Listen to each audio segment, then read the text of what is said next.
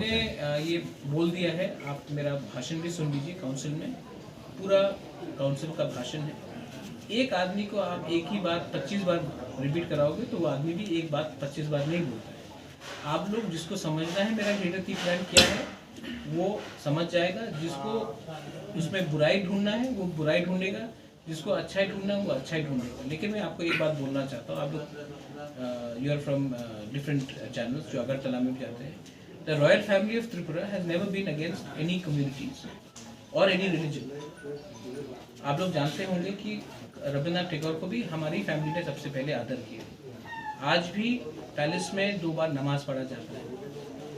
आज भी अगर आप पूछेंगे कि बंगाली लैंग्वेज को सबसे पहले जो ऑनर किया गया था वो त्रिपुरा ने किया था। तो हमने कभी भी कोई कम्युनिटी के खिलाफ बात नहीं की। हमारा ग्रेटर त्रिपुरा लैंड अपने त्रिपुरा के लिए बात कर रहा है, किसी कम्युनिटी के खिलाफ बात नहीं कर रहा है। और अगर आज आप देखेंगे कि पंजाब में करतारपुर बॉर्डर होता है जहाँ से पंजाब से लोग पाकिस्तान जाते हैं, तो उसका ये मतलब नहीं है कि सिद्धू जाके पाकिस्तान से इलेक्शन लड़ेंगे। एक कल्चरल बॉन्ड होता है। आज बीजेपी ने एक लॉ पास किया, सिटीजनशिप अमेंडमेंट एक्ट, जहाँ में जो भी हिंदू है, जो माइनॉरिटीज़ हैं बांग्लादेश में, पाकिस्तान में, अफगानिस्तान में, उनको इंडिया आने का एक मौका मिल रहा है। ये इलेक्शन के लिए नहीं, ये कल्चरल बॉन्डिंग के लिए है। जब कोई बात करता है कि अखंड भारत को एक होना चाहिए, जिसमें बांग्लादेश, पाकिस्तान, नेपाल, इंडिया एक होना चाहिए, तो इसका ये मतलब नहीं है कि ये पार्टी अलग अलग जगह में इलेक्शन फाइट करेगी। एक सोशो कल्चरल इकोनॉमिक फाउंडेशन होता है।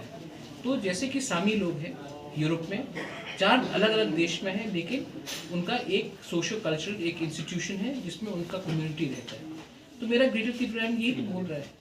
आज अगर अभयनगर, नंदनगर, उज्जैनता पैलेस को आपने ग्रेटर त्रिपुरा के अंदर लाया तो क्या प्रॉब्लम है? एक मैसेज जाता है कि आज के दिन सब लोग कहते हैं कि ट्राइबल का कैपिटल है कुमुलुम और जो नहीं है उनका कैपिटल है अगरतला। मैं चाहता हूं कि अगरतला में भी एक ट्राइबल एंटिटी हो। और जो लोग मेरे ग्रेटर त्रिपुरा को अपोज करते हैं वो लोग ही तो अलायंस में है। जिस पार्टी ने त्रिपुरा डिमांड किया था वो तो एकदम अलग बात कर रहा था।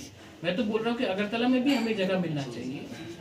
मैं कह रहा हूँ कि हमें एक कल्चरल, सोशल कल्चरल एंटिटी बनना चाहिए जहाँ में हम कम्युनिटी, अपने संस्कार, अपने कल्चर, अपने लैंग्वेज को सामने रखें और पॉलिटिक्स बाद में करें।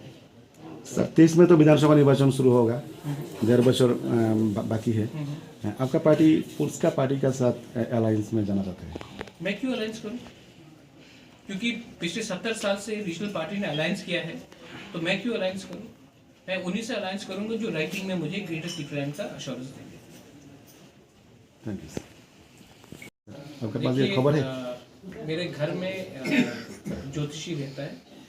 मैं ज्योतिषी नहीं हूँ, वो आप हमारे राजपुरोहित से पूछ लीजिए। मैं भविष्यवाणी में डिपेंड नहीं करता। मुझे हमेशा मालूम था कि वृश्चिकेतु को अगर आपने ऑप्शन दिया जाति के संग रहे या पार्टी के संग, तो वो हमेशा जाति के संग जाता है। तो जो लोग जाति के संग रहना चाहते हैं दे मोस्ट वेलकम। मैं भी रेडी हूँ। अगर पार्टी के संग, पार्टी के लिए अलायंस करना है तो आप जहाँ में है वहीं में रहेंगे। अगर यहाँ पर आज तो वो पर्दा का मीटिंग है ना? हाँ होने का चुमनी में मिला।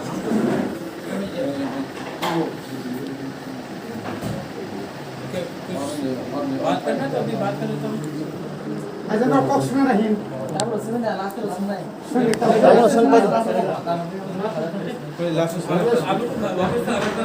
हाँ हाँ तामू तो तुम इधर से जाना।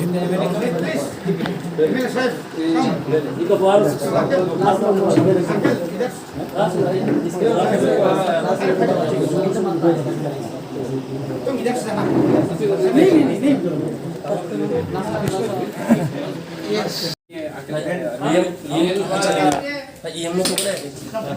देखिए, इसने अभी रिजाइन किया है। ये सब चीज़ समय आने में ही बात होता है, ठीक। लेकिन अगर इलेक्शन कहीं में भी त्रिपुरा में हुआ, क्यों सिर्फ शिमला में, अगर इलेक्शन म्यूनिसिपल में भी हुआ, अगर कहीं में भी हुआ, तो त्रिपुरा मोथा एक पॉलिटिकल पार्टी है। हमारा एक उद्देश्य बनता है कि हम अपने लोगों को रिप्रेजेंट करें। हम लोग इलेक्शन ज़रूर फाइट करेंगे और हम लोग बैठकर डिसाइड करेंगे कि कौन कहाँ कैसे लड़ेगा। ये तो ये जब समय आएगा तभी बात होगा, उसमें बात होगा। सर आपका पार्टी